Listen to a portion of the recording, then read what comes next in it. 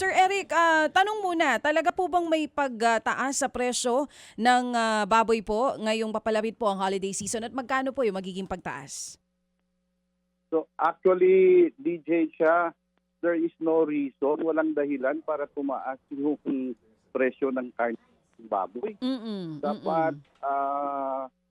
Dapat masaya yung mga mamimili natin, mababa yung presyo as compared to last week, yung presyo ng karne. So ang MSRP ngayon is 330 to 370, di ba? Yung Zempo. Oo. Pero yung average price para sa Metro Manila is nasa 350 to 355 po, no?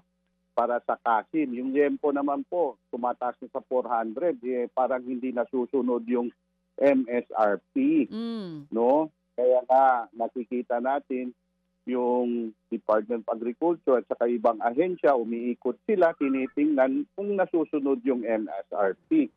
Sinasabi ko na walang dahilan para tumaas kasi murang-mura yung farm gate price, murang-mura ng yung presyo ng baboy sa farm. Below cost to produce nga in some areas. Yung floor price na 210, hindi nga nasusunod. Masyadong mababa pa rin. Yung iba, nakakabenta sila, no, from 180 to 210, which is the floor price. No, yung floor price na yan, computed na yan, para yung magiging retail price yan is nasa 330 to 370.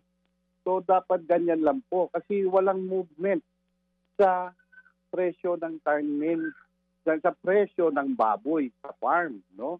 Saka napakarami nating baboy na local at saka imported. Yung imported po natin for this year, maabot na ng 850,000 metric tons as compared to last year, which is only around 760,000 metric tons.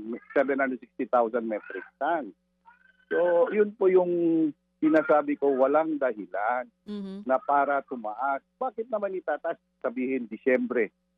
Kung December, mataas yung demand.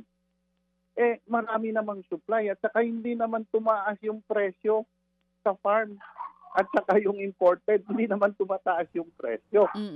So, anong dahilan para tumaas? Dahil maraming pera yung tao ngayong Pasko? Dahil ba malakas yung demand? Last year malakas naman rin yung demand. Last year mataas yung presyo ng karneng baboy as compared to this year. Dahil nga kukonti yung local supply at saka hindi masyadong mataas yung imported. Pero ngayon, yung frozen at saka local na supply, marami tayo. So, yun sinasabi ko, walang dahilan. Mga kapatid, brothers and sisters, saan ka pa? Dito na tayo sa totoo. Dito na tayo sa True FM. Mga kapatid, mag-subscribe and follow po kayo sa social media accounts ng True Network PH. Yan po kami, hanapin nyo lang True Network PH, Facebook, Instagram, YouTube, TikTok, and podcast. Mapa Apple or Spotify man yan, mahahanap nyo kami. Lahat ng mga napapanood at napapakinggan nyo po sa programa, nasa social media accounts namin yan. So, paano mga kapatid? See you sa social media!